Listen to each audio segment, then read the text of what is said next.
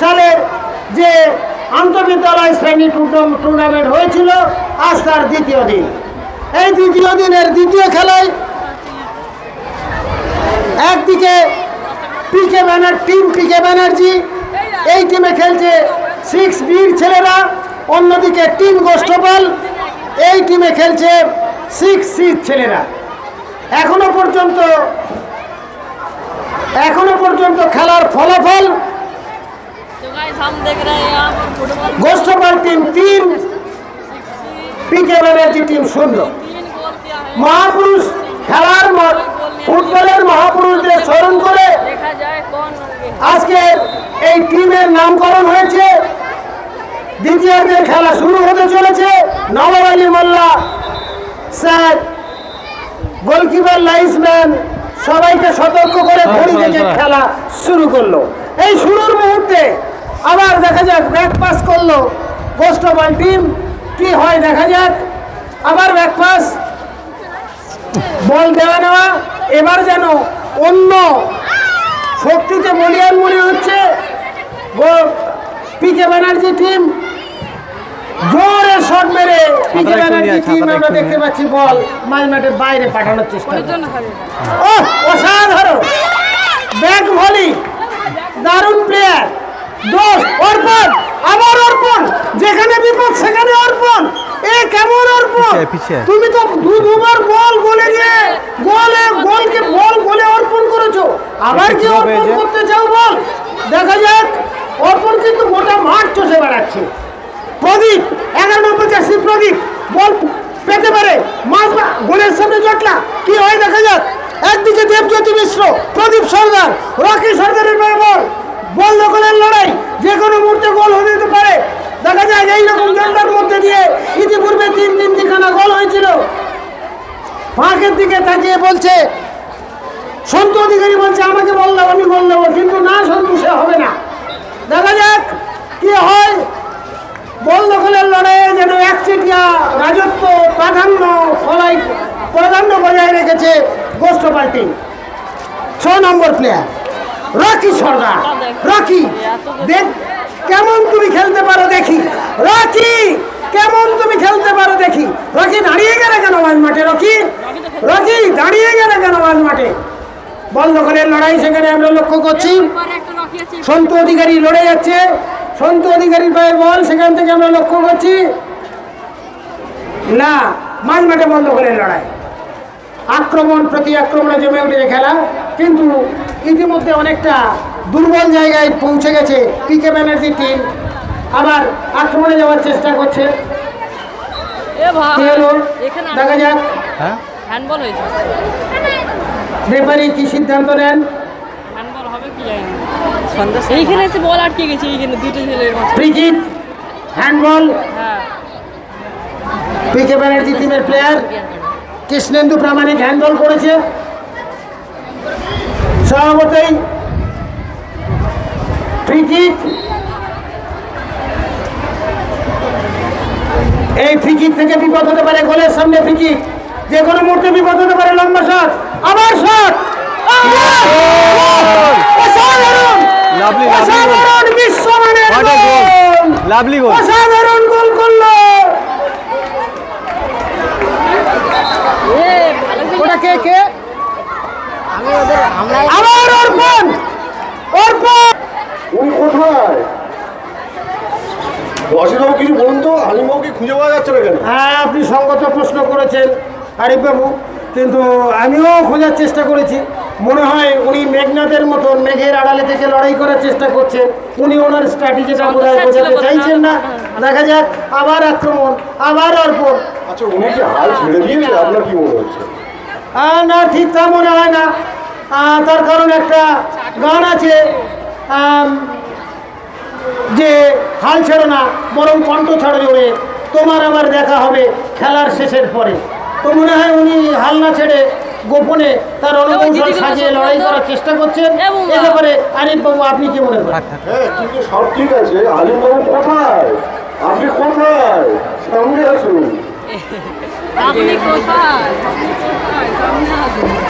এখন দর্শক কত হতে পারে? লাখ 2 হবে? হ্যাঁ, ঠিক গোনা যাচ্ছে না, তবে কি হয় বলা যাচ্ছে না। তবু আমি লক্ষ্য করছি যে ছাত্রছাত্রীরা দারুণভাবে খেলা এনজয় করছে। ঐতিহ্য আবার গোলের সামনে আবার সেই অর্পণ। অর্পণ তুমি করছো কি? অর্পণ তুমি করছো কি? গোলের সামনে বল পাল্টা আক্রমণে যাওয়ার চেষ্টা করছে পিকে ব্যানার্জি টিম। মাঝ মাঠে বল দখলের লড়াই, মাঝ মাঠে বল দখলের লড়াই। না, হলো না, তেমন কোনো বিপদ হলো না, কিন্তু অনেকটা পর্যদস্ত হয়ে পড়েছে পিকে ব্যানার্জি টিমের প্লেয়াররা। ওদেরকে কি এনার্জি ড্রিঙ্ক দিতে হবে? 6B আমরা বলে থাকি পড়াশোনায় একটু ভালো, 6C-কে আমরা তুলনামূলক একটি কম গুরুত্ব দিলেও সেই 6C যে তাদের মধ্যে যে একটা অন্যতম প্রতিভা আছে সেটা লক্ষ্য করার। চিন্ময় নায়ক, তোমার কাছ থেকে বল মিস হলো।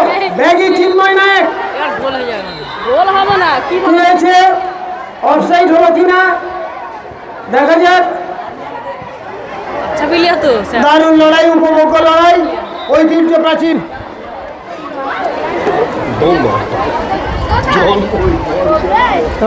বলি শেষ করে দিই।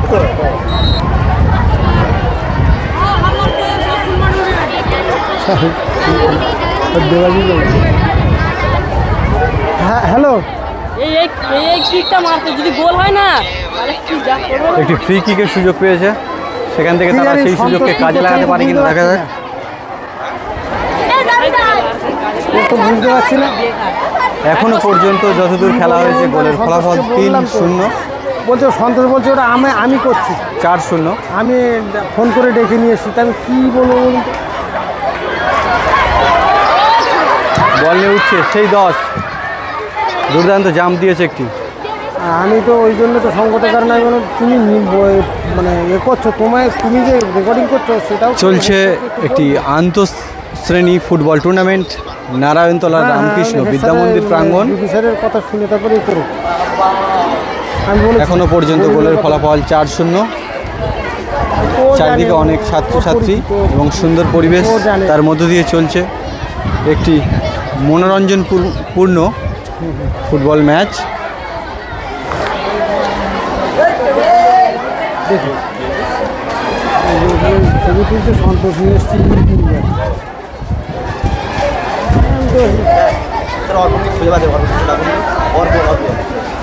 অর্পণ তো মাঠে খেলছে,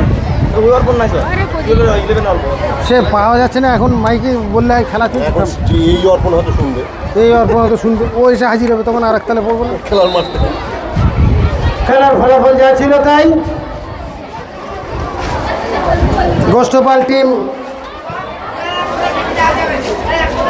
কটা গোল হলো? 4টে।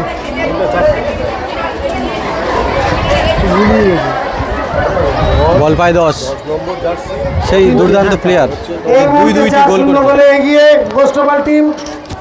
অর্পণ একাই 3টে গোল করেছে, গোটা মাঠ সে একা চষে বেড়াচ্ছে। 10 নম্বর জার্সির অর্পণ, স্বভাব সিদ্ধ আবার অর্পণ। অর্পণকে যেন কোনোভাবেই প্রতিহত করতে পারছে না।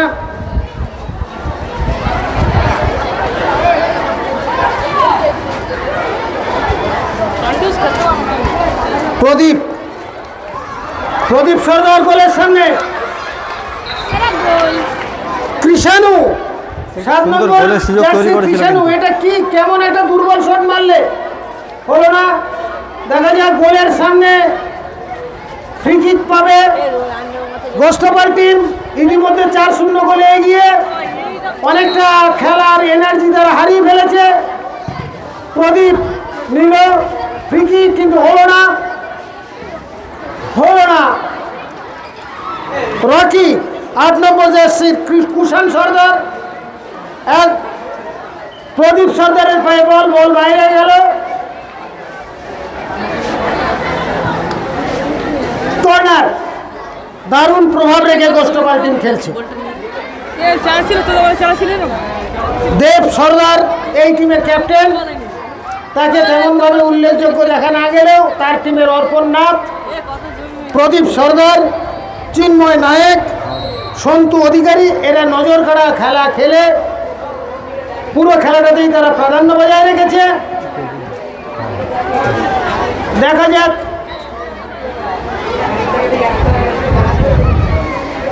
এই হলুদটা অনেক ভালো, লালটা তো পেলেই উঠছে না। হ্যাঁ, আবার কর্নার, আবার কর্নার। এই কর্নার থেকে বিপদ হতে পারে। ইতিপূর্বে দুটি কর্নার থেকে গোষ্ঠপাল টিম দুটি গোল আদায় করে নিয়েছে। এটি কর্নারের সুযোগ, সেখান থেকে দেখা যাক গোল হয় কিনা। চাপে রেখেছে, এক কথায় গোষ্ঠপাল টিম পিকে ব্যানার্জি টিমকে চাপে রেখেছে। পিকে ব্যানার্জি কিন্তু এখনো পর্যন্ত গোলের সামনে আবার আসার চেষ্টা, কিন্তু ওই মানব প্রাচীর ভেদ করে বল গোলের সামনে আনা সম্ভব হয়নি। জটলার মধ্যে দিয়ে বল মাঠের বাইরে, নিজেরা কোনো রকমে আত্মরক্ষা করেছে পিকে ব্যানার্জি টিম। স্বভাবতই কর্নার, সঙ্গত কারণে কর্নার। বল দখলের লড়াইয়ে দুটো টিমই লড়াই করার চেষ্টা করছে, কিন্তু আক্রমণে আছে কিন্তু ওই গোষ্ঠপাল টিম। ইতিমধ্যে 4-0 গোলে তারা পিছিয়ে। আমি গোষ্ঠপাল টিমকে বলবো, তোমরা কি করছো? অন্তত একটা গোল দাও, আগে গোল দিয়ে মনোবল ফেরাও। কিভাবে হ্যান্ডবলটা প্রীতম নস্কর, রিঙ্কু বিশ্বাস, তোমরা কি করছো? একটু নড়ে চড়ে খেলো। বাপন হালদার, কি করছো? খেলা শেষ হতে বেশি বাকি নেই, একটু আপ্রাণ লড়াই করে চলছে অন্তিম পর্যায়ের খেলা। একেবারে খেলার ফলাফল এখনো পর্যন্ত কিন্তু 4-0। ব্যবধান কমানোর চেষ্টা করো। বল নিয়ে এগিয়ে চলেছে বিট্টু হালদার, কিন্তু না, প্রতিহত হয়েছে দেবজ্যোতি মিশ্র পায় বল, দারুণভাবে লড়ে চলেছে। আবার সেই অর্পণকে কিছুতেই রুখতে পারছে না মানব। জটলার মধ্যে থেকে বল বের করে আনার আপ্রাণ চেষ্টা করছে। গোলের সামনে জটলা এগিয়ে আসার চেষ্টা করছে। আবার সেই গোষ্ঠপাল টিম গোলের দিকে যাওয়ার চেষ্টা, কি হলো? গোলে সুন্দর গোল, দেখি কে? ও লাভলে, আরে বাবা, এ তো নতুন তারকা, গোল হয়েছে নতুন তারকার পায়ে। কই সেটা? ওই তো 7 নম্বর যাচ্ছে ওদের ক্যাপ্টেন। ও 7 এই তো। এই ওর নাম কি? ওকে একটু ঘুরতে বল না, এদিকে বল না, একটু 7 নম্বর জার্সি বল, একটু ক্যামেরার দিকে একটু। এই 7 নম্বর, ওই তো আরে ওর নামটা কি? ক্যামেরার দিকে ঘুরতে বলো কে? হ্যাঁ, কুশান। ওই যে 7 নম্বর যাচ্ছে ঘুরতে বলো ক্যামেরার দিকে। আচ্ছা ঠিক আছে। থাক আর বলতে হবে না। দেব সর্দার গোল করেছে, দেব সর্দার 6 গোল করেছে, একদম দারুণ গোল। দূর থেকে বল, বিশ্বমানের বল গোলে রাখার চেষ্টা করেছে, দারুণ গোল। এই গোল এই বাচ্চাদের পক্ষে এত সুন্দর শট, দূর থেকে একদম কোণ ঘেঁষে গোলের মধ্যে প্রবেশ করেছে দেবনাথ সর্দার। ক্যাপ্টেন, দলের ক্যাপ্টেন, গোষ্ঠপাল টিমের ক্যাপ্টেনের পায়ে গোল হয়েছে। 5-0 গোলে এগিয়ে গোষ্ঠপাল টিম। পিকে ব্যানার্জি 0, আর হবে না, গোষ্ঠপাল 5। টিউশন যাবেনি, রকি দেবো। ও কি খেলা হচ্ছে! এর মধ্যে অর্পণ নাথ 3টি গোল করেছে, দেবনাথ সর্দার 1টি গোল করেছে, কুশান সর্দার 1টি গোল করেছে। অরেঞ্জ কালারের অরেঞ্জ জার্সি পরে আছে যে ছেলেগুলো, আবার ওই ছেলের মধ্যে একটা ছিল গোষ্ঠপাল টিমের ক্যাপ্টেন ওই যে এবার যেন অপ্রতিরোধ্য হয়ে উঠেছে। না রকি, এই তো এই ছেলেটা বলছে যে 6 কে বিচ্ছিরি ভাবে হারাবো, আর নিজেই হারছে। বেকার। এই ছেলেটা দেখা যাক গোষ্ঠপাল টিম আবার কিক পেয়েছে। পিকে ব্যানার্জি টিমের না বিরুদ্ধে গোল পেল, পাল্টা আবার সেই অর্পণ নাথ, সে এককভাবে নিয়ে যাওয়ার চেষ্টা করছে। গোলের সামনে জটলা, বল দখলের লড়াই, দেবনাথ সর্দারের পায়ে বল কোথায়? দেবনাথ বল নাগালের বাইরে, বল চলে গেল মাঠের বাইরে। থ্রো করবে অর্পণ নাথ। দারুণ খেলছে এই অর্পণ নাথ ছেলেটি। অন্যদিকে দেবনাথ সর্দারও লড়াই আসার চেষ্টা করছে। ভুল পাসিংয়ের জন্য গোল হলো না। গোলের সামনে এই বলটা দারুণ রেখেছিল, যে কোনো মুহূর্তে গোল হয়ে যেতে পারত, কিন্তু হলো না। একটি কর্নার পেয়েছে। পরের খেলা শিবনাথ ভাদুড়ি টিম 7BD এবং কৃষাণু দল। এই কৃষাণু স্মৃতি দলে 8AC। পরের খেলা শিবদাস ভাদুড়ি টিম, এই টিমে খেলছে 7B এবং D। কৃষাণু দল এই দলে খেলছে 8A এবং C। আমাদের গোলকিপার বাঁচিয়েছিল অনেক। আলেয়া সর্দার ম্যাম, সুকুমার হালদার বাবু, ওনাদেরকে বলবো আপনারা আপনাদের টিম রেডি রাখুন। খেলা শেষ হওয়ার সঙ্গে সঙ্গে পরের খেলাটা শুরু করতে হবে। অহেতুক দেরি হলে খেলা সময় গড়িয়ে গেলে সমস্যা সৃষ্টি হবে। অন্যদিকে কৃষাণু দল, এই দলের দায়িত্বে আছেন জাহাঙ্গীর স্যার, সুবোধা ম্যাম। আপনাদেরকে বলবো আপনারা এই খেলার পরেই জার্সিটা চেঞ্জ করে সঙ্গে সঙ্গে আপনারা আপনাদের টিম মাঠে নামিয়ে দেবেন। একদম সময় নষ্ট করবেন না, সময় নষ্ট করলে আপনাদেরই অসুবিধা হবে। দুটো টিমের হচ্ছে জার্সি সব তুলে নেবো না শুধু হলুদটা তুলবো? দুটো টিম বললে আমাদেরকে তুলতে। জাহাঙ্গীর স্যার যে টিমের যে রঙের জার্সিটা পরবে সেই রঙের জার্সিটা জাহাঙ্গীর স্যারকে দেবে। আর অন্যটা অন্য টিমের লোকেরা তুলে অন্যটা, হ্যাঁ। তো স্যার কতক্ষণ আছে টাইম? খেলা এক প্রকার এক পেশে খেলা। 5-5টি গোল হয়ে গেছে খেলার ভিতরে নিষ্প্রাণ, বোঝাই যাচ্ছে শুধু সময়ের অপেক্ষা। প্রথমের দিকে ভেবেছিলাম বোধহয় মিনিট দিয়ে আছে। বাড়ির দিকে চলে আসছে, কোথায় বাড়ির দিকে চলে আসছে। হিমাংশু, ভলেন্টিয়ার হিমাংশু, একটু এখানে এসো তো। ভলেন্টিয়ার হিমাংশু, তুমি আসলে দেখা দিলে বেরিয়ে গেলে, কোনো কথা হলো না। আচ্ছা, ভলেন্টিয়ারদের উদ্দেশ্যে বলছি, যে কটা বাঁশ আছে তুলে নাও। আমারও লেগেছিল। বাঁশগুলো লাইব্রেরির মধ্যে ঢোকাতে হবে। পতাকাগুলো গুছিয়ে নাও একসঙ্গে। লেগেছিল জানিস কি জোরে? যা যে সমস্ত ভলেন্টিয়াররা আজকে লেগেছিল ভলেন্টিয়ারি করছো তারা কিন্তু পায়ে লেগে মানে নরম জায়গাটা কি হতো? সই করে যাবে এবং কি কি কাজ করছে সেটা আমি বুঝে নেবো। কিন্তু হতে পারে বাঁশগুলো তোমার কি হলো? অসাধারণ উত্তেজনা। কোন থেকে বলি, প্রত্যেকটা মুহূর্তে মুহুর্মুহুর আক্রমণ। এই আক্রমণে গোষ্ঠপাল টিম এক প্রকার অসহায়ভাবে আত্মসমর্পণ করছে, লক্ষ্য করছি। পিকে ব্যানার্জি টিম ইতিমধ্যে 5টি গোল হয়ে গেছে। মনে হয় সময় প্রায় শেষের দিকে।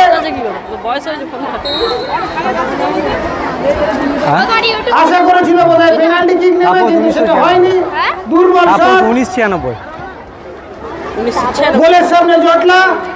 সমস্ত ভলেন্টিয়ারদের বলছি, এই খেলা শেষ হওয়ার সঙ্গে সঙ্গেই সমস্ত বাঁশগুলো তুলে নেবে, পতাকাগুলো গুছিয়ে নেবে এবং খেলার শেষে গোলের নেটটা গুছিয়ে ভেতরে ঢোকাতে হবে।